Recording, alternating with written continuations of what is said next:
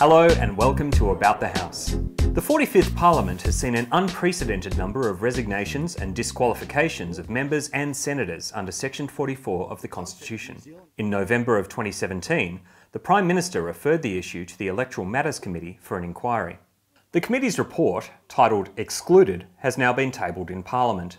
We join Committee Chair Senator Linda Reynolds to discuss its findings. Well, the report makes three major recommendations. The first recommendation is that Section 44 should either be amended or just deleted altogether, because we have Section 34 of the Constitution which can deal with both qualifications and disqualifications. So that was the first recommendation. But the second recommendation is that we acknowledge that it's going to take a long time, if ever, to get a referendum up on this issue. So we've encouraged the government and civil society to have a really good debate and discussion, not about politicians' paperwork, but about who they want to represent them in the future. The third recommendation that the government has already adopted is that they needed to introduce mitigation measures for the upcoming by-elections, because the committee thought it would be a disaster if we have by-elections on the basis of Section 44 disqualifications and the results of those elections are then referred to the High Court after the upcoming by-elections. As with any constitutional matter, the devil is in the details. Senator Reynolds was keen to clarify some misconceptions that have arisen since the report was tabled. There have been a number of misconceptions reported in the media. The first is that the committee made no recommendations or finding at all on the citizenship issue, because we believe whether we have dual citizens in the Parliament or not is an issue for all Australians to decide, and not one for us here in the Parliament to make a determination on.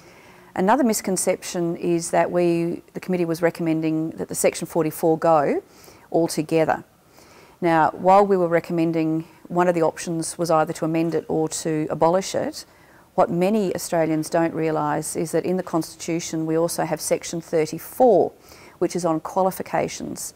And that, I think, is a section that our founders got right. But for reasons we can't really identify today, is in Section 44 on the disqualifications. They didn't provide for the Parliament to be able to update it, so it is really a very detailed time capsule. And in 1901, where at a time when Australian citizenship did not exist, and we were all subjects of Queen Victoria and the Empire. The government has indicated that it is not inclined to pursue a referendum at this time. However, the report is also intended to start a conversation about ways forward on this issue. Well, clearly there's no appetite for a referendum right now on this issue, or I think pretty much on any issue at the moment in the general public. I hope that it will lead to a sensible and an engaged debate in Australia not on current politicians and their paperwork, but on the issues that impact on all Australians, and that is who do they want to nominate and be able to vote for in upcoming elections. Thanks for watching. The full report is available to read at aph.gov.au/EM.